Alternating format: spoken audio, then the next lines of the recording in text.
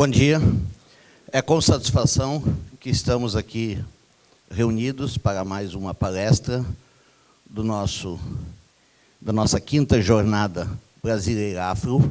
Então, temos inúmeros eventos nesse período, palestras, simpósios, seminários, mesas redondas, eventos culturais realizados em auditórios, realizados no próprio espaço interno da instituição. Diariamente, acontece manhã, tarde e noite. E é com alegria que recebemos aqui o Dr. Nilson Bruno Filho, defensor-geral do Estado do Rio de Janeiro, para proferir uma palestra referente a cotas nas universidades. Eu trago algumas palavras para a reflexão de vocês. Eu não poderia falar de cotas, e a gente está falando de cotas nas universidades, eu vou expandir também para o serviço público. Eu acabei de ler no jornal, soube ontem, mas acabei de ler no jornal hoje, que o governador Pezão acaba de assinar, de sancionar a lei que cria cotas para pós-graduação. E a gente sabe que é um tema tormentoso. Para muitos, não deve haver cotas, ou se existirem as cotas, essas devem ser sociais. Esse é o tema mais comum, esse é o argumento que se depara, ou nos deparamos a todo momento. Mas eu não posso falar de cotas, e é óbvio que eu tenho interesse direto em cotas raciais. Vocês podem imaginar por quê. Estou umbilicalmente ligado à história da África, sou afrodescendente, com muito orgulho, apesar de não me valer, ou não ter feito jus às cotas em 1987, quando ingressei na universidade, mas enfrentei alguns desafios, e é óbvio que eu vou ter que contar as histórias das cotas, ou a minha visão sobre as cotas, fazendo o entrelaçamento com a minha história pessoal. E aí nós temos que viajar um pouco para a segunda metade do século XVI, quando começa a escravidão no Brasil. Em Pernambuco, Bahia, quando navios negreiros atracavam nos nossos portos, para que os escravos prestassem o seu serviço gratuito e obrigatório nas nossas lavouras e nas mineradoras. E já ouso afirmar que no Brasil nunca tivemos escravos, nós tivemos pessoas escravizadas, porque ninguém veio para o Brasil escravo ou voluntariamente para ser escravizado. E havia uma dicotomia, porque quando próximo da escravidão, o Brasil fez uma opção por importar mão de obra estrangeira, principalmente os italianos e alemães, podendo se valer da mão de obra escrava recentemente liberta. E chegamos a 1822, já dou um salto da segunda metade do século XVI, 1530, 1564, 1530, ainda não há uma data precisa. Há quem sustente que começou a escravidão em 1500, com o descobrimento do Brasil, mas não temos a certeza absoluta. Então, eu prefiro dar, inclusive, esse período de bandeja, apesar de não ter vivido a escravidão. Mas quem de nós aqui, ou quais de nós, não tivemos bisavós, ou tataravós escravos?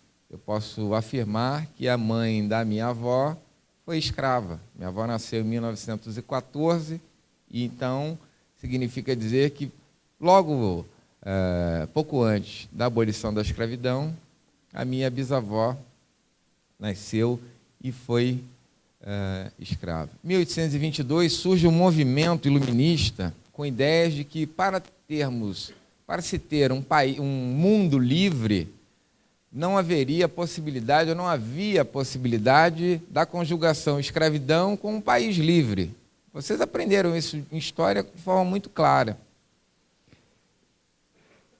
Com esse movimento iluminista e principalmente com a pressão da Inglaterra para que pudéssemos evoluir, e a Inglaterra tinha todo interesse por uma questão do seu desenvolvimento, em 1850 surge a Lei Eusébio de Queiroz, em que proíbe o tráfico de escravos no Brasil.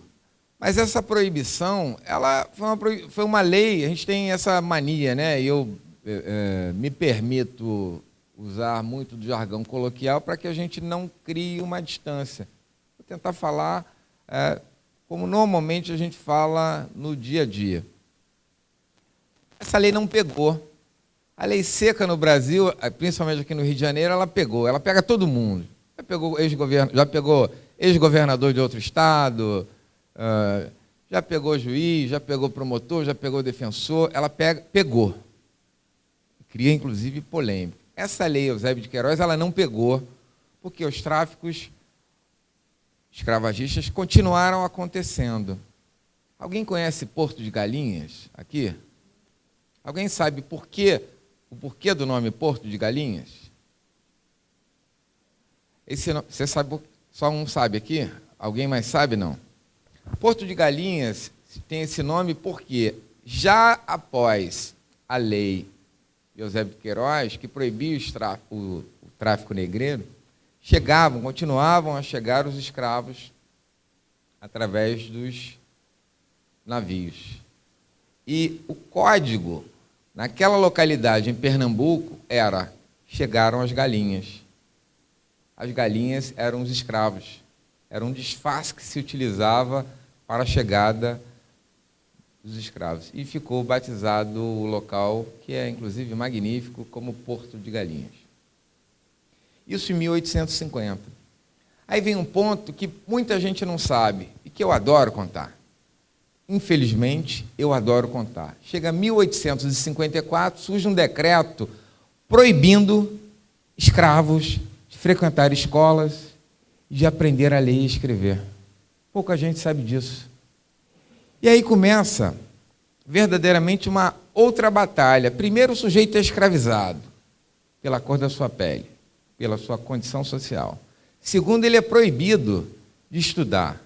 Perversidade maior, não conheço. 1871, surge a Lei do Ventre Livre. Significa dizer que os filhos de escravos, a partir daquela época, nasceriam livres. Tudo isso por conta de pressões. E aqui eu falo com muita tranquilidade, e a gente vai entrar numa determinada polêmica quando a gente for ingressar nas cotas, que eu não tenho absolutamente nada contra os brancos, muito pelo contrário. Se a gente tem que agradecer, nós, negros, nós temos que agradecer muito, muito mesmo aos brancos, porque foram os brancos que nos ajudaram e muito a combater a escravidão no Brasil. Muito. Porque a gente não votava, a gente não tinha pressão nenhuma, a gente tinha que correr. A gente, que eu digo, já me transportando para a época, para os quilombos e pela sobrevivência. Chega 1885, surge a Lei Sexagenária. Significava dizer que os escravos com mais de 60 anos seriam libertos. Isso seria, mal comparando, a aposentadoria dos escravos. Só que não recebia nada. 1888, exatamente 13 de maio, surge a abolição da escravidão no Brasil. Que os negros foram libertos. Vocês sabem isso melhor do que eu. Eu só estou fazendo uma digressão para a gente fazer um contraponto em relação a essa história, para mim, com todo respeito, famigerada de que as cotas devem ser apenas sociais. Perfeito. Começa ali a peregrinação do negro relativamente livre. E relativamente livre por quê? Porque você não pode libertar alguém sem dar condições a esse alguém de sobreviver. Surgem as favelas, surge, antes um pouco, a capoeira, que era uma dança disfarçada, que na realidade era uma luta, um mecanismo de defesa para que o negro não se subjugasse ainda mais, porque muita gente faz questão de não lembrar ou de não acreditar que as nossas mulheres eram estupradas, violentadas a hora que o Senhor quisesse. Então, essa foi uma pequena introdução do nosso panorama. E aí a gente escuta hoje, eu vejo às vezes no Facebook o Morgan Freeman, eu não sei exatamente se ele falou isso, que o dia que a gente esquecer essa história de consciência negra, a gente vai avançar. Ou seja, vamos esquecer essa história de escravidão, porque passou e ponto final. Mas tem uma pergunta que eu tenho me feito há alguns meses, que ninguém consegue me responder, que é a seguinte: em 1964 nós tivemos o golpe militar. Não foi revolução, porque revolução vem de baixo para cima, e o golpe veio de cima para baixo. Então é ditadura, golpe. Pessoas pegaram em armas voluntariamente, e não quero aqui desmerecer quem lutou pela democracia. Muito pelo contrário, se eu estou aqui falando hoje, se eu sou defensor geral, se eu posso falar livremente para um grupo extraordinário de pessoas, é por conta da democracia, da abertura. A gente poder, inclusive, criticar o regime ditatorial daquela época. Mas o negro que foi escravizado, ele não era daqui, ele não pediu para vir para cá, apanhou, trabalhou, ajudou a construir esse país.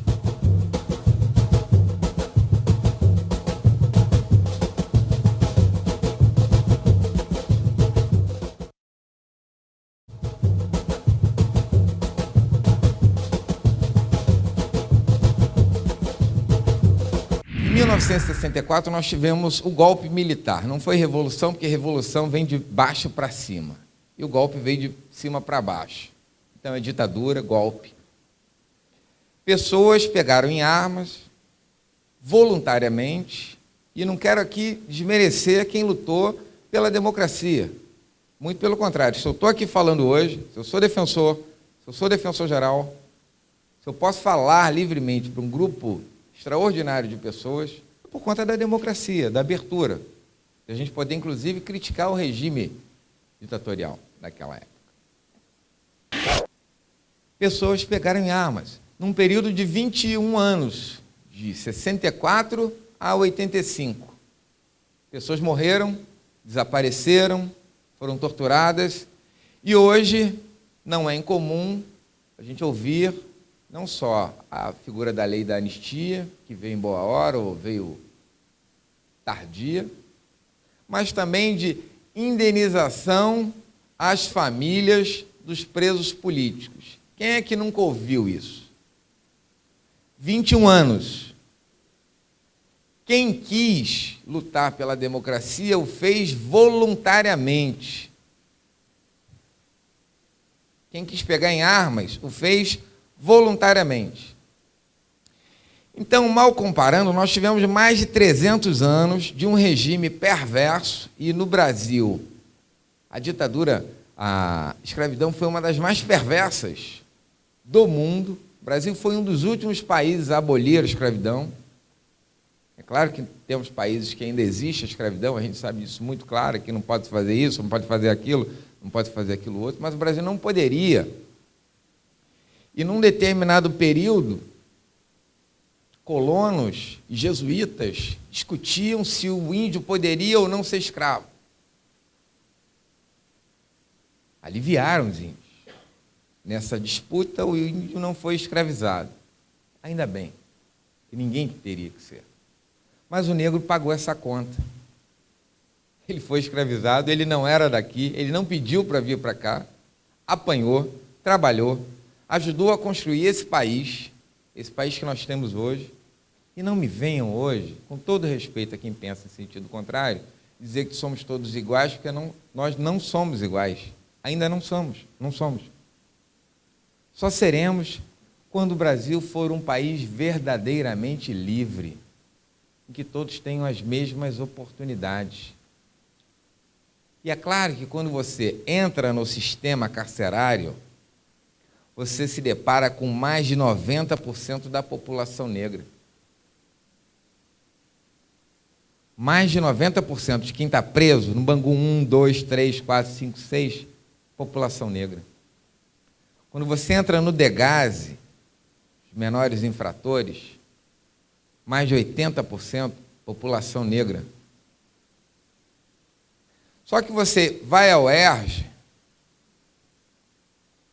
você vê mais de 90% da população branca, hoje com as cotas. Hoje com as cotas. Antes das cotas, via 100%. Eu tenho 49 anos. Eu nunca fui atendido por um médico negro. Eu nunca vi trabalhando um médico negro, um dentista negro. Eu nunca vi.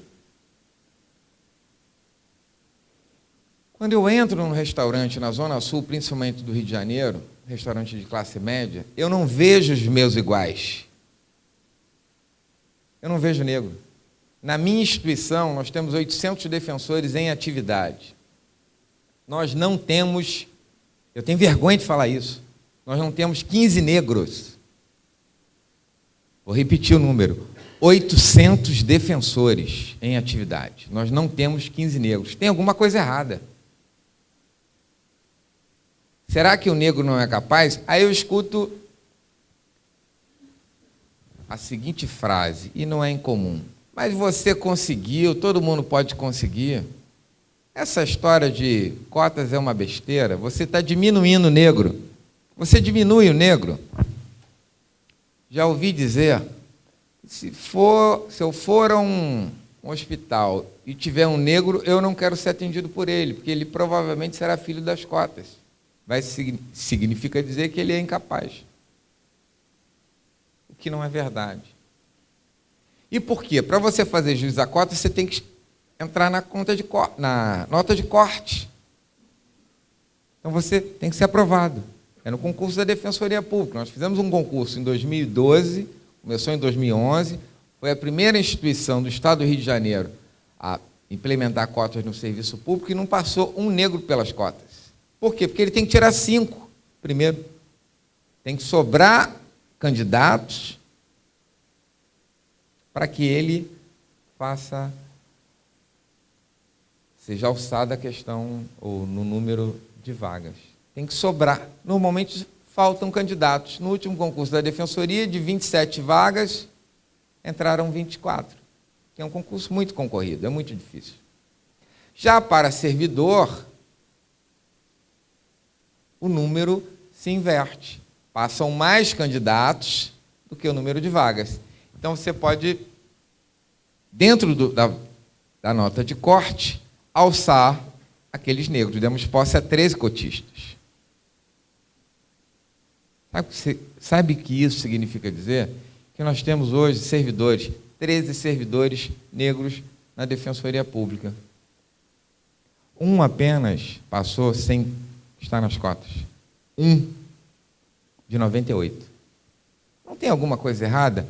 É claro que tem. Mas aí vamos falar, poxa, Nilson, mas a gente tem que investir no ensino de qualidade, no ensino público de qualidade, para dar oportunidade para todos. É óbvio que sim. Quando é que isso vai acontecer? Alguém sabe? Enquanto isso não acontece, eu vou ver a negada. Me desculpe a intimidade, mas eu me chamo assim e gosto de ser chamado de negro. Não me chamem de moreno pelo fato de eu ser defensor, de eu fazer parte da classe média, porque eu não embranqueci, eu não morenei, eu continuo negro. Pode me chamar de preto, que eu também não tenho nenhum problema com isso. Tem alguma coisa errada.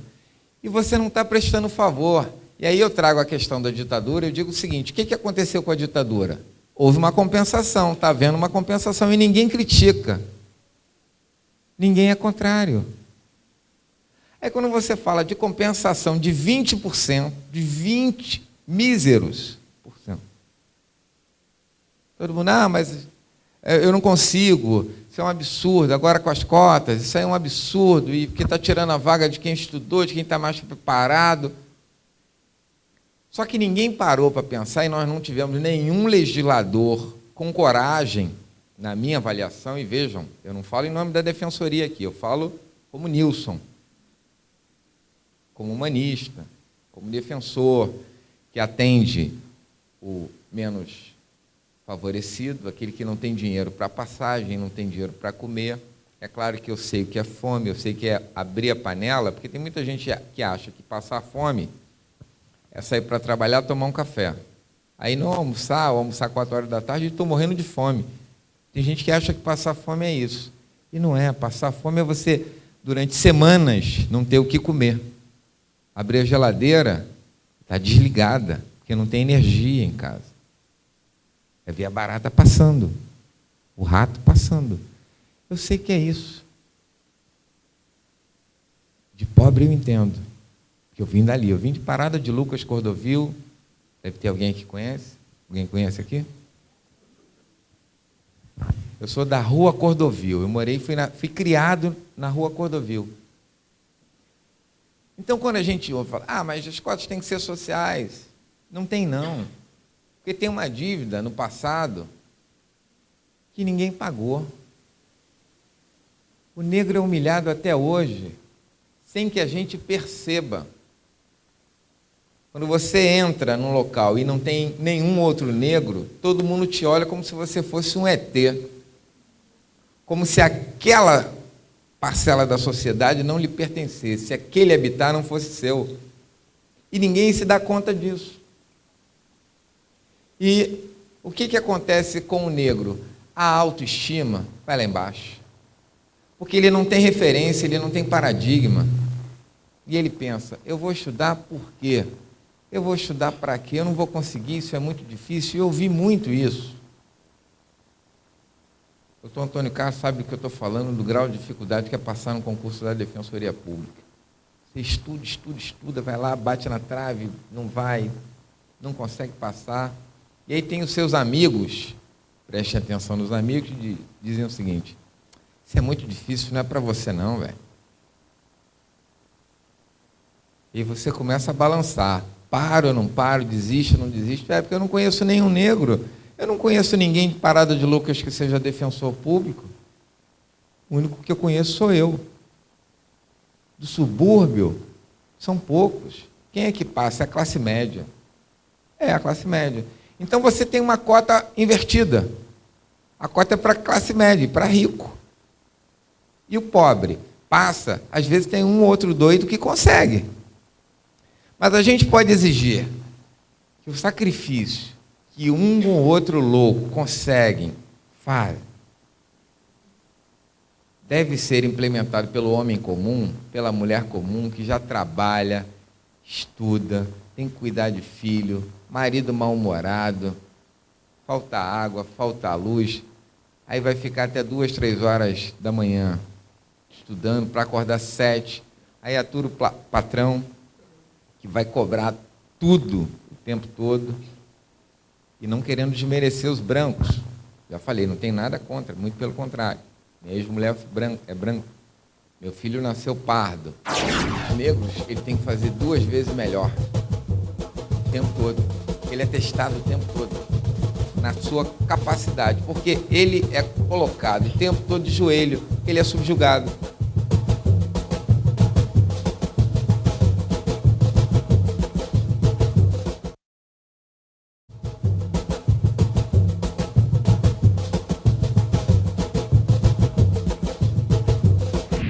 Pode exigir que o sacrifício que um ou outro louco conseguem, faz,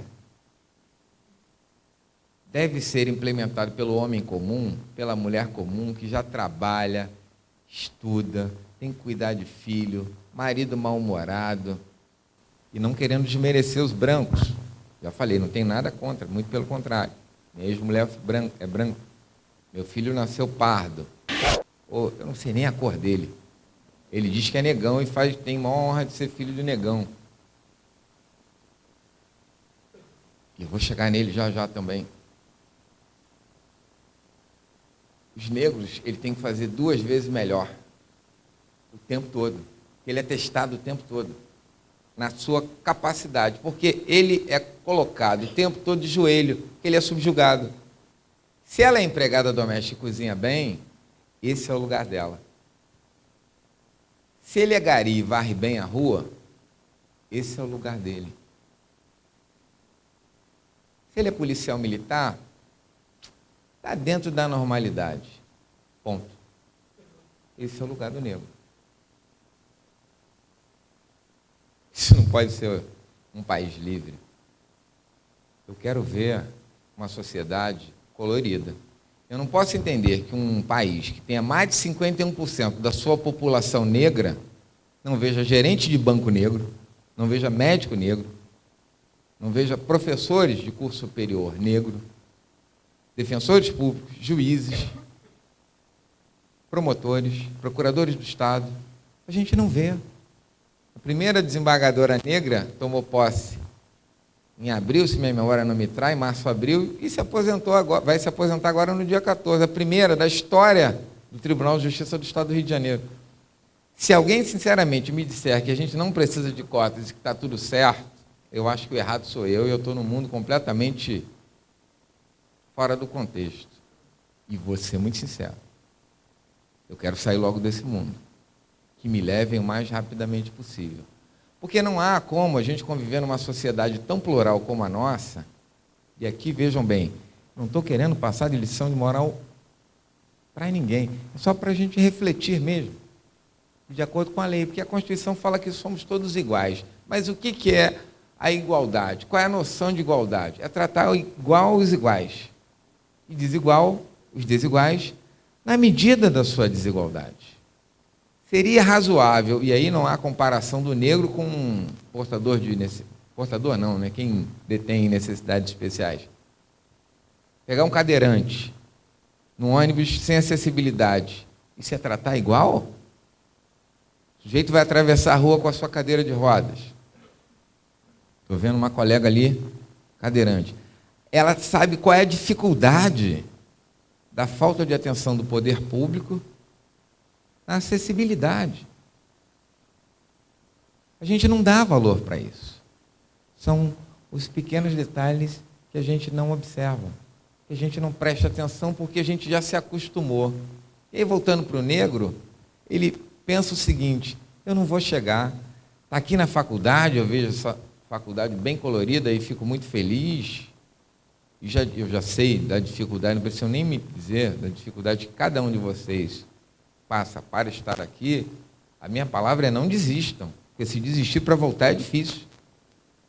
Eu, de 87 a 90, e minha faculdade, graças a Deus, foi de 4 anos, eu acho que foi o último ano, última turma, que foram 4 anos, depois passaram para 5, e eu não fiz prova da OAB, no meu tempo, graças a Deus, não havia prova da OAB, não tinha, porque isso virou um tormento. Eu tive um alívio. E por quê? Eu vou falar um segredo para vocês também. Eu não estudava na faculdade. Mas não é porque eu não queria, não. É porque eu não tinha tempo. Eu tinha que estudar. Eu trabalhei na Bloco Editores, estagiário, depois fui efetivado. Eu saía da Bloco Editores, direto para a faculdade. Eu não estudava sem código. Como é que você vai ir para a faculdade de Direito sem código? É como ir para o culto sem Bíblia. O pastor vai falar, você não vai acompanhar. Você não vai gravar aquilo, você não está lendo. E a gente tem uma memória visual que ajuda muito. Ah, mas e o deficiente visual? E o cego? A gente tem o Valmeri, que é nosso colega defensor público, que é cego. Ele não gosta dessa história de deficiente visual, não. Ele fala: Nilson, eu sou cego, não vem de frescura, não. Eu sou cego. Do meu concurso. Inteligentíssimo. E pasmem, ele passou na minha frente. Ele é mais antigo do que eu no concurso. É claro que ele tem que ter um tratamento diferenciado. A impressora dele é braille, ele tem uma pessoa que a instituição contratou para acompanhá-lo. Tem que ter uma compensação, porque senão ele não vai chegar nunca. E a mesma coisa em relação ao negro. E eu já chego aqui no meu filho. Faculdade, vestibular. Olha a dicotomia. Ele não é cotista, filho de negro, afrodescendente também, ele não é cotista para os fins da lei, por conta da questão social do pai. Eu sou defensor público, ele não pôde se valer das cotas. Vocês acham que ele ficou revoltadinho, revoltado? Ah, vou fumar maconha, vou sair de casa. Não, porque senão primeiro ia tomar uma coça. E segundo, porque ele ouviu, durante toda a formação dele, o seguinte: você estuda nos melhores colégios. Você viajou para lugares que muitos não tiveram condições. Então você tem a obrigação de estudar mais do que todo mundo. Não é nem mais. É só de prestar atenção na aula, respeitar o professor e concorrer não em condições de igualdade, que as suas condições são muito melhores, que eu não tive. Eu estudei J. Carlos, Alan Stevenson, no Álvares Pereira, muitos de vocês sabem. Segundo grau, Batistão, Marechal João Batista de Matos em Acari, Coelho Neto. Fiz Gama Filho. Não pensem vocês que eu sou filho da UERJ, eu não sou não, eu sou de Gama Filho, trem, Madureira, chegar suado em casa, sem desodorante, aquela coisa que a gente já sabe. As meninas sabem, pô, esse meu namorado hoje, fiquem com... Tem que ser parceira, tolerante, porque é complicado. Mas a gente tem que perseverar, tem que insistir. E aí eu coloco, ficou revoltado? Não. Está estudando, terceiro para o quarto período, cobro notas. Minha mãe não cobrava nota. Porque minha mãe, ela tem a quarta série, agora terceiro ano, ou quinto ano. Meu pai não completou o ensino médio. Foi apontador, minha mãe merendeira. Eu falo com muita tranquilidade. Formou 3 filhos, os 3 são formados em Direito. Mas eu não posso exigir o mesmo sacrifício de quem está começando. Um país tão desigual, em que a corrupção é tão acentuada. E a gente fala das cotas invertidas, e muitos, que talvez estejam aqui sentados, pensam o seguinte: eu sou contra as cotas, mas não era para estar aqui, com todo respeito à Uniswan. Poderiam estar lá na UERJ. Vocês sabem por quê? Eu falei do legislador que não teve coragem de enfrentar a questão. É o seguinte: quem está lá na UERJ, e quem está pagando somos nós, através de impostos, poderiam pagar uma faculdade particular, com o mesmo nível. E ali era para pobre, porque o pobre estuda em escola pública a vida toda. Só que na hora da faculdade inverte, ele vai para a faculdade particular. Então por que o rico que está lá não paga a faculdade? Porque ninguém teve coragem de enfrentar essa questão. Porque se o rico pagasse a faculdade, nós teríamos recursos para a construção de mais universidades públicas. E olha que eu estou falando isso numa universidade particular. De repente, vou ser expulso aqui a pontapés. Não vou, não. De qualidade, que a sua Uniswan é de qualidade, mas você tem que pagar. E tem gente que a gente sabe que não tem condições de pagar. E é essa reflexão que a gente tem que fazer, na minha avaliação. Para a gente começar a pensar, peraí, as cotas têm que acontecer, por quê? A gente tem que colorir esse país. E colorir sob que ponto de vista, Nilson? Olha só, enquanto a gente tiver dificuldade de ligar a televisão, qualquer canal, e ver um apresentador negro, e ver um jornalista negro, Nilson tem. De 50 você vê 1, 2. Eu fui criado acompanhando Heraldo Pereira, que é minha referência. Tem Glória Maria também. Mas quem?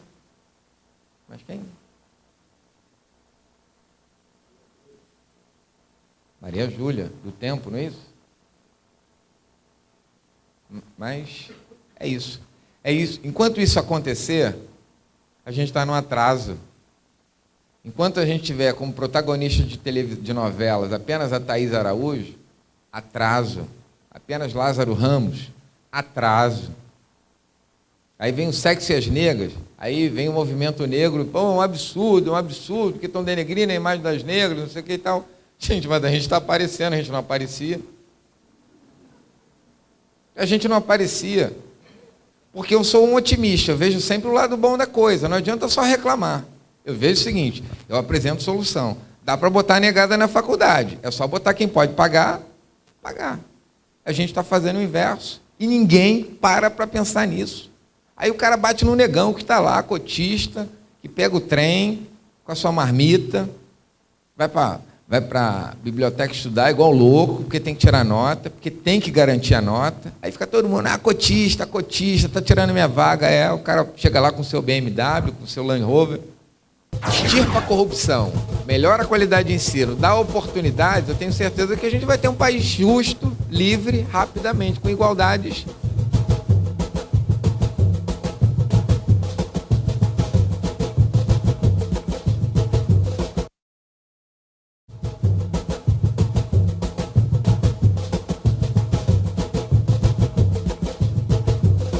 Aí o cara bate no negão que está lá, cotista, que pega o trem com a sua marmita, vai para a biblioteca estudar igual louco, porque tem que tirar nota, porque tem que garantir a nota. Aí fica todo mundo, cotista, está tirando minha vaga. O cara chega lá com o seu BMW, com o seu Land Rover. Esse cotista aqui do meu lado não estuda. Vamos para a festa? Não vou para a festa, não tenho dinheiro. Tá vendo? É pobre, né? Vem lá desse tal de Realengo aí, tal de Bangu, o que está fazendo aqui? Isso aqui é para gente que mora aqui lá do túnel, não conhece Bom Sucesso, não conhece Olaria, não sabe o que é Ramos, Vigário Geral já ouviu falar por conta da chacina. Eu estou falando alguma mentira. Eu sou da área. Hoje eu não moro na Zona Norte, mas eu já morei e conheço cada pedaço disso aqui. Fui defensor durante 4 anos, de 2006 a 2010, finalzinho de 2006, porque daqui a pouco o aluno vai falar, ele sabe nem fazer conta, né? 2006 a 2010, até chegar à Defensoria Geral do Estado do Rio de Janeiro. Quantos negros nós teremos como defensor geral depois do Nilson Bruno? A gente não sabe e não tem perspectiva. Eu não posso e não quero e não devo me perpetuar no poder. Mas a gente demonstrou que o negro, ele pode fazer uma diferença, ou a grande diferença, quando tem oportunidade. Se der oportunidade, ele chega. Ele não é menos capaz. Somos todos iguais. O branco, o negro. É claro que a fome é uma doença que assola o nosso país. Com as riquezas que nós temos, com o potencial que nós temos, a gente ouvir falar de fome nesse país é um absurdo. Só que a gente tem, de um lado, as cotas para dar oportunidade. Do outro lado, nós temos a corrupção, que tira a oportunidade. Enquanto essas pessoas não forem punidas de forma violenta, rigorosa, e a gente deixar de punir apenas aqueles menos favorecidos, a gente vai viver isso, essa dicotomia. O preto é preso e o rico, corrupto, continua solto. E a gente vai deixar de discutir cotas, que a cota a gente vai inverter. A cota vai ser para o pobre. Só que o preto, o negro, ele não pode esperar a boa vontade dos governantes para ter uma oportunidade. Olha, Joaquim Barbosa, ministro do Supremo Tribunal Federal, último presidente, eu me orgulho muito de ser da mesma etnia de Joaquim. Acho que ele mudou o curso da história. Ele tratou de questões que ninguém nunca tratou. Teve a coragem de enfrentar um governo, mas a gente não pode tirar, em primeiro lugar, a qualificação dele. A história dele, o currículo dele é um currículo extraordinário. O sujeito que foi boy, Biblioteca do Senado, um pai pedreiro, se esforçou também sobremaneira. O cara é doutor, tem várias teses extraordinárias, fala 7 idiomas, é um ponto, Joaquim Barbosa, para mim, é um ponto fora da curva.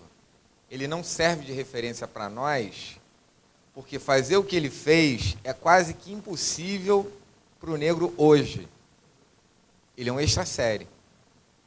Ponto fora da curva, veja bem, não é criticando, não, é exatamente dizer o seguinte: quantos de nós aqui, em situação normal de temperatura e pressão, conseguiria alcançá-lo? É muito difícil.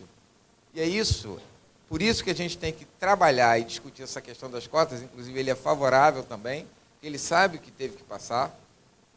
O sujeito fala francês fluentemente, fala inglês fluentemente. Mas quantos de vocês aqui falam português corretamente? Só um idioma, o nosso. Eu digo isso porque é uma língua extremamente complexa, que nós cometemos erros o tempo todo, e a gente tem um sujeito que é extra sério. Então, para mim, foi um orgulho muito grande tê-lo como ministro do Supremo Tribunal Federal, e espero que venham mais ministros negros, ministras negras. A gente não teve nenhuma. Eu estou apreensivo para ver uma negra, não só no Supremo Tribunal Federal, mas no Superior Tribunal de Justiça, outra negra no Tribunal de Justiça, mais negros e negras na Defensoria, Ministério Público, Magistratura, porque eu acho que as oportunidades devem ser para todos, mas oportunidades de verdade. Não é dizer, vocês são livres de coisa nenhuma. Você libertar o sujeito, deixar numa comunidade sem saneamento, sem educação, sem segurança, sendo subjugado pela própria administração pública, eu acho que é muito ruim.